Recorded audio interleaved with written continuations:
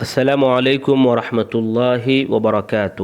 محترم ناظرین، آئیے سیر علماء کرام میں ہم 101واں حصہ لے کر آئے ہیں۔ تو آج کی اس ویڈیو میں سنتے ہیں امام زجاج رحمہ اللہ کے متعلق۔ مکمل نام کیا ہے؟ ابراہیم بن محمد السری الزجاج البغدادی ابو اسحاق کنیت ہے۔ ابو اسحاق کنیت ہے۔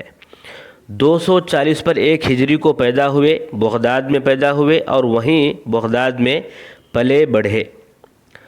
اور زجاج نام اس لیے ہے کہ وہ کانچ کا کام کیا کرتے تھے، کانچ بنانے کا کام کیا کرتے تھے، اس لیے ان کا نام جو ہے زجاج پڑا ہے۔ چونکہ آپ 3 صدی ہجری میں تھے اور 4 صدی ہجری کے اوائل میں رہے ہیں، اور جانتے ہیں یہ وہ دور ہے جس میں ہر فن کے اعتبار سے علماء جو ہے موجود تھے اور زبردست علماء موجود تھے۔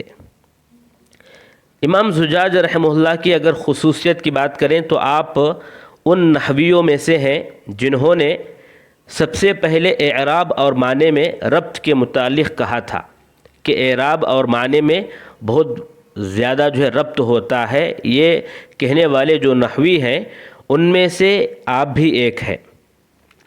اور امام زجاج رحمہ اللہ جن سے جو ہے حاصل کیے، علم حاصل کیے، ان میں مبرد اور ثعلب ہے۔ یعنی آپ کے شیوخ کے نام اگر دیکھیں تو مبرد الثعلب ہے۔ مبرد کون ہے؟ یہ مذہب بصرہ جو ہے اس کے تھے، اس کے علم رکھنے والے تھے، اور ثعلب جو ہے مذہب کوفہ کا جو ہے علم رکھنے والے تھے۔ نحو میں چونکہ 2 مذاہب مشہور ہیں تو دونوں مذاہب کے بڑے اچھے ائمہ سے جو ہے آپ نے علم حاصل کیا ہے، ایک مبرد سے جو الکامل کے جو ہے مؤلف ہیں، اور ادھر ثعلب سے، یہ بھی جو ہے زبردست علم رکھنے والے تھے نحو کے اعتبار سے بھی۔ تو ان دونوں سے آپ نے علم حاصل کیا۔ مبرد سے جو آپ نے علم حاصل کیا ان کے متعلق ایک دلچسپ واقعہ یہ آتا ہے کہ وہ جو ہے مبرد کے پاس جب جانا چاہتے تھے تو وہ فرماتے ہیں کہ پہلے میں کانچ کا کام کرتا تھا، کانچ بنانے کا کام کرتا تھا، پھر مجھے نحو حاصل کرنے کی خواہش ہوئی، میں جو ہے مبرد کو لازم پکڑا۔ اور مبرد تھے کہ وہ جو ہے کسی کو بھی فری میں جو ہے علم نہیں سکھاتے تھے، بلکہ کچھ نہ کچھ اجرت ضرور لیا کرتے تھے، اور جتنے آدمی جو ہے جتنا پیسہ دیتا تھا اتنا جو ہے اس کو سکھایا کرتے تھے۔ تو یہ کہتے ہیں کہ میں ان کے پاس گیا، مبرد کے پاس گیا اور کہا کہ میں جو ہے علم حاصل کرنا چاہتا ہوں، سیکھنا چاہتا ہوں نحو۔ تو انہوں نے کہا ٹھیک ہے، آپ کیا کام کرتے ہیں؟ کہا کہ میں کانچ کا کام کرتا ہوں اور ہر دن جو ہے میں 1.5 دینار جو ہے کما لیتا ہوں۔ اور انہوں نے کہا کہ ایک کام یہ کریں کہ میں جو ہے آپ کو 1.5 دینار میں سے 1 دینار جو ہے ہر دن دیا کروں گا۔ میں 1.5 دینار میں سے، عفواً دینار نہیں بلکہ درہم، تو میں 1.5 درہم میں سے 1 درہم جو ہے میں آپ کو ہر دن دیا کروں گا، آپ مجھے علم جو ہے سکھائیں۔ اور یہ میں کب تک دوں گا؟ جب تک کہ آپ اور میرے میں سے کوئی ایک انتقال نہ ہو جائیں، یعنی زندگی بھر جو ہے میں آپ کو 1 درہم دیتا رہوں گا، آپ مجھے جو ہے سکھائیں۔ تو تب سے جو ہے آپ نے ان کو علم سکھانا شروع کیا۔ اس طرح جو ہے دونوں آپس میں یہ جو ہے ان کو علم سکھاتے تھے، اور یہ جو ہے ان کو باقاعدہ 1 درہم جو ہے ہر دن دیا کرتے تھے، اور مہینے کے باقی 30 درہم جو ہے ہو جایا کرتے تھے۔ لیکن فائدہ بھی بہت ہوا۔ مبرد کو جس طرح جو ہے 1 درہم ان سے لیا کرتے تھے، اسی طرح جو ہے یہ بھی ان سے بہت اچھے انداز میں فائدہ اٹھائے، علم کو جو ہے اچھا حاصل کیا۔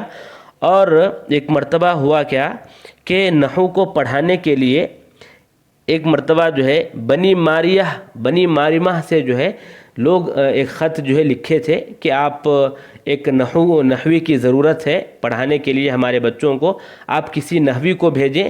یہ خط جو ہے مبرد کو آیا تھا، تو انہوں نے جو ہے زجاج کو بھیجا وہاں پر کہ آپ جاؤ، آپ پڑھاؤ۔ تو اس سے جو ہے آپ کو بھی فائدہ ہوا۔ امام زجاج کو بھی فائدہ ہوا اور مبرد کو بھی فائدہ ہوا۔ وہ جو ہے 30 دینار دے دیا کرتے تھے اور ادھر جو وہ پڑھایا کرتے تھے۔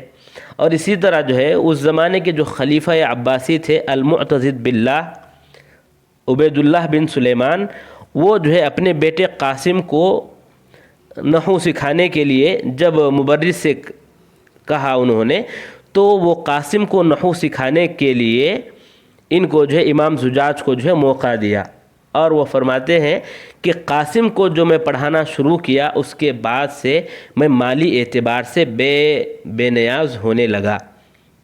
میں بہت مال ان سے جو ہے حاصل کیا، یعنی پڑھانے کے دوران بھی خود ان سے حاصل کیا۔ اور وہ فرماتے ہیں کہ ایک مرتبہ جو ہے میں پوچھا، نحو پڑھاتے ہوئے میں نے جو قاسم سے پوچھا کہ اگر تم آئندہ جو ہے وزیر بنا دیے گئے تو مجھے کیا دو گے؟ کیونکہ وہ چونکہ خلیفہ کے بیٹے ہیں تو ان کا بھی جو ہے آئندہ آہستہ آہستہ جو ہے رتبہ بڑھے گا۔ تو کہا کہ آپ آئندہ وزیر بنائے جائیں گے تو مجھے کیا دیں گے آپ؟ تو کہا کہ آپ کیا چاہتے ہیں؟ کہا کہ 20,000 دینار چاہتا ہوں۔ چند سالوں کے بعد جب وہ وزیر بنے اور ان کے مصاحب خود جو ہے زجاج بھی بن گئے، تو ان کے دربار میں رہ کر جو ہے انہوں نے خوب جو ہے مال حاصل کیا، اور خود قاسم بھی جو ہے ان کے خازن کو جو ہے 3,000 دینار ان کے، یعنی 3,000 دینار کا چیک سمجھے یا ایک ورق سمجھے، وہ جو خازن کو دیا کہ آپ 3,000 دینار جو ہے انہی دے دیں۔ کن کو؟ امام زجاج کو۔ اور اس طرح جو ہے آپ وہاں پر بہت ہی جو ہے زیادہ مال بھی حاصل کیا اور اچھا ایک مرتبہ بھی حاصل کیا، اور آپ معتضد باللہ کے جو ہے خاص ندما میں سے بھی تھے۔ یہ بھی ایک واقعہ ہے، بتایا جاتا ہے کہ ایک مرتبہ جو ہے خلیفہ عباسی معتضد باللہ کے لیے ان کی مجلس میں رہنے والے محمد بن یحییٰ ابن عباد، وہ جو ہے ایک جامع کتاب لکھے تھے لغت میں، اور اس کا نام رکھا جامع النطق۔ اور اس کتاب کو جو انہوں نے لکھا، اس کتاب کو لکھنے میں وہی منہج اپنایا جو منہج کتاب العین میں خلیل نے اپنایا ہے۔ لہٰذا جب خلیفہ عباسی معتضد باللہ جب اس کتاب کو پڑھے تو انہیں جو ہے سمجھنے میں بہت جو ہے پریشانی ہوئی، نہیں سمجھ پائے وہ۔ تو انہوں نے کہا قاسم ایک کام کرو، اگر آپ کے درباریوں میں یا آپ کے جو ہے مجلس میں کوئی ہے جو اس کی تفسیر کر سکتے ہیں تو ان کو جو ہے ضرور مقرر کر دو۔ تو قاسم نے کیا کیا، امام زجاج رحمہ اللہ کو جو مقرر کیا کہ آپ تفسیر کریں، اور وہ تفسیر کرتے ہوئے ایک نسخہ باقاعدہ صرف خلیفہ عباسی معتضد باللہ کے لیے انہوں نے ایک خاص نسخہ جو ہے لکھا اور اس کی تفسیر میں، اور اس کو جو ہے خلیفہ کے لیے رکھ دیا۔ اس طرح وہ ان کے خاص لوگوں میں سے ہو گئے، اور ان کو جو ہے ایک ندما میں ہونے کی وجہ سے، اور نمبر 2 ان کے جو فقہا میں ہونے کی وجہ سے، اور نمبر 3 ان کے علماء میں ہونے کی وجہ سے آپ کو مہینے میں 300 درہم جو ہے ملتے تھے۔ چونکہ آپ ندما میں سے بھی ہیں، علماء میں سے ہیں، فقہا میں سے ہیں، تو ان تینوں کی وجہ سے آپ کو مہینے میں 30 درہم جو ہے ملتے تھے۔ یہ جو ہے ان کا واقعہ ہے۔ اور جیسا کہ میں نے کہا مبرد بھی خاص کر ان کو جو ہے بہت زیادہ عزیز رکھتے تھے، اور یہ بھی ان کو مکمل طور پر زندگی بھر بھی جو ہے ان کو اپنے جو ہے تحفوں سے نوازتے ہی رہے، کیونکہ ان سے بہت زیادہ علم حاصل کیا تھا۔ اچھا، ان دونوں کے درمیان کتنا تعلق تھا، کتنا جو ہے مبرد ان کو عزیز رکھتے تھے، اس واقعے سے ہم اندازہ لگا سکتے ہیں کہ ابو سلیمان خطابی فرماتے ہیں کہ احمد بن حسین فرائضی فرماتے ہیں کہ مبرد کے شاگرد جب ان سے ملنے کے لیے جمع ہوتے تھے تو جا کر جو ہے دروازے پر کھڑے ملازم کو کہتے کہ کہو کہ ہم جو ہے تلامذہ ان سے ملنے کے لیے آئے ہیں۔ تو ملازم پوچھتا کہ کیا آپ میں سے ابو اسحاق زجاج ہیں؟ اگر ہیں تو اندر جائیں، ورنہ جو ہے آپ تمام لوٹ جائیں۔ اس طرح جو ہے تمام لوگ لوٹ جایا کرتے تھے ہمیشہ۔ جب ابو اسحاق زجاج ہوتے تبھی جو ہے وہ ملنے کی اجازت دیتے، ورنہ ملنے کی اجازت نہیں دیتے تھے۔ ایک مرتبہ ہوا کیا کہ ایسے ہی کہا، تمام تلامذہ آئے ملنے کے لیے، اجازت مانگی، تو درباری نے کہا، جو ملازم تھا اس نے کہا کہ اگر آپ میں سے ابو اسحاق زجاج ہیں تو ٹھیک ہے، آپ ملنے کے لیے آ جائیں، ورنہ جو ہے واپس لوٹ جائیں۔ تو تمام تلامذہ لوٹ گئے، صرف عثمان جو ہے وہاں پر ایک طالب علم تھے جن کا نام عثمان تھا، وہ کھڑے رہ گئے۔ تو کہا کہ ابو العباس مبرز سے کہو کہ سب لوٹ گئے ہیں سوائے عثمان کے، وہ نہیں لوٹا۔ جملہ عربی میں سنیں گے تو اچھا لگے گا کہ الا عثمان فإنه لم ينصرف، عثمان جو ہے نہیں لوٹا۔ تو ملازم اندر گیا اور واپس جواب لے کر آیا، کہا کہ وہ کہتے ہیں کہ ان عثمان اذا كان نکرہ انصرف، کہ عثمان جب نکرہ یعنی لفظ عثمان مراد لیے ہے، لفظ عثمان کو، نام عثمان کو، کہ ان عثمان اذا كان نکرہ انصرف، کہ جب عثمان جو ہے نکرہ ہوتا ہے تو منصرف ہو جاتا ہے۔ لہذا وَنَحْنُ لَا نَعْرِفُكَ فَانصَرِف، لہذا ہم آپ کو جو ہے نہیں جانتے، یعنی آپ کو ہم ایک جملے کے لحاظ سے اگر معنی کریں تو ہم آپ کو جو ہے معرفہ نہیں بناتے، لہذا آپ منصرف رہ جاؤ، یعنی واپس لوٹ جاؤ۔ اب اس کو جو اگر ہم سمجھانے لگیں گے تو پورا مزہ جو ہے بدل جائے گا، لہذا جو عربی جانتے ہیں وہ جو ہے عربی جملوں کو دیکھ کر ہی جو مزہ وہ لے لیے ہوں گے کہ الا عثمان فإنه لم ينصرف۔ تو انہوں نے جواب دیا کہ ان عثمان اذا كان نکرہ انصرف ونحن لا نعرفك فانصرف۔ بس یہی کافی ہے، اس کی تشریح میں جو ہے نہیں جاؤں گا میں سمجھانے کے لیے، ورنہ جو ہے مزہ بھی ختم ہو جائے گا۔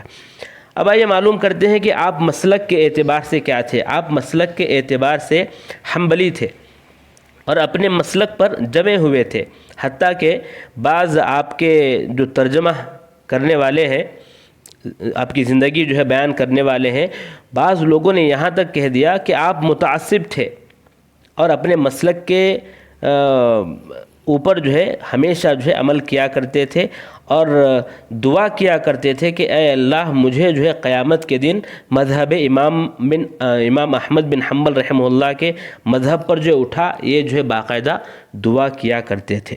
اب آئیے آپ کے بارے میں علماء کیا کہتے ہیں وہ جانتے ہیں۔ خطیب بغدادی فرماتے ہیں کہ ابو اسحاق الزجاج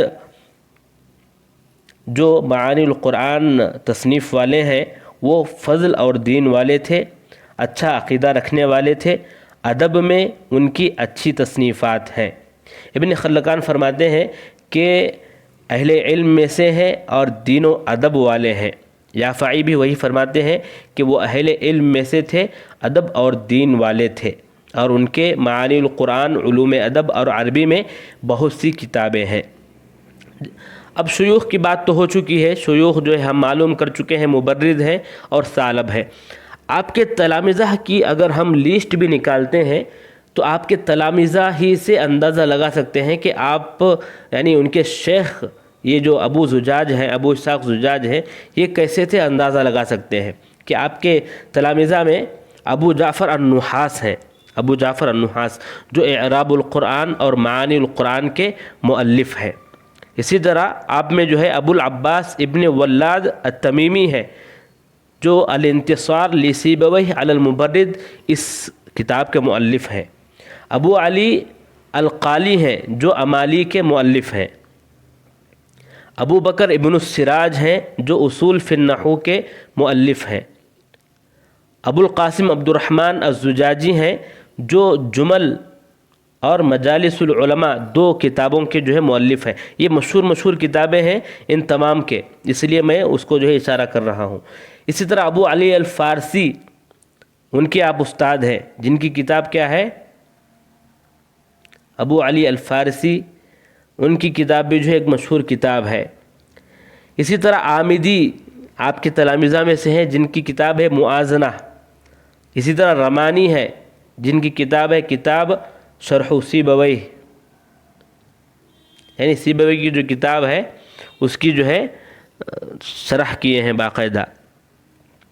اور ابو علی الفارسی ان کی جو تفسیر ہے معانی القرآن امام زجاج کی، اس پر جو ہے تنقید کیے ہیں، تنقید کر کے اس کی اصلاح کر کے جو ہے ایک اور کتاب کی شکل میں اس کو جو ہے لائے ہیں، جس کا نام الاغفال جو ہے انہوں نے رکھا ہے۔ اب آئیے آپ کی کتابوں کو معلوم کرتے ہیں۔ آپ کی کتابیں بہت سی بتائی جاتی ہیں، لیکن ان میں سے مفقود چند ہیں اور چند جو ہے مخطوط ہیں، چند جو ہے مطبوع ہیں ہمارے سامنے، جیسے خلق الانسان ہے، الاشتقاق، العروض، یہ سب جو ہے مفقود ہیں یا مخطوط ہیں۔ فعلتو و افعلتو یہ البتہ جو ہے کیا ہے، مطبوع ہے یہ، اور اس کو فعلتو و افعلتو اس کی تحقیق کیے ہیں ماجد الذہبی، فعلتو و افعلتو۔ اسی طرح جو ہے الفرق ہے، الفرس ہے یا الفرس ہے، الفرس ہے شاید، وہ بھی مفقود ہی ہے۔ کتاب و شرح و ابیات سیبوی یہ بھی مفقود ہے۔ اسی طرح جو میں بولا تھا کہ جامع المنطق کی آپ تشریح کیے تھے، اس کا بھی ایک نسخہ ہے، ایک جز ہے، وہ بھی شاید مفقود ہے یا کیا ہے، مطبوع تو نہیں ہے۔ اس کے بعد ما ینصرف و ما لا ینصرف یہ جو ہے مطبوع ہے، اور اس کی تحقیق کیے ہیں ہدا قراء، ہدا قراء یہ جو ہے اس کی تحقیق کیے ہیں۔ مختصر فی النحو ہے، اسی طرح معانی القرآن یہ بھی جو ہے مطبوع ہے، معانی القرآن، الانسان و اعضاؤہ، اسی طرح ان کی کتاب ہے النوادر، ایک کتاب ہے تفسیر اسماء اللہ الحسنی، یہ بھی آپ کی کتاب ہے۔ افساد الاسداد، الابدال والمعاقبہ والنظائر، الشجرۃ بالتقریب، الرد على ثعلب فی الفصیح، جزء فی شرح بسم اللہ الرحمن الرحیم، الانواع، الوقف والابتداء، المقصود والممدود۔ اور مفسرین میں اسی لیے شامل کیا گیا کہ آپ کی تفسیر ہے معانی القرآن کے نام سے۔ اب آئیے آخری بات کریں کہ آپ 310 ہجری میں وفات پائے، انا للہ و انا الیہ راجعون۔ اللہ سے دعا ہے اللہ تبارک و تعالی آپ کو جنت الفردوس میں اعلیٰ مقام عطا فرمائے اور آپ کی خدمات کو قبول فرمائے، آمین یا رب العالمین۔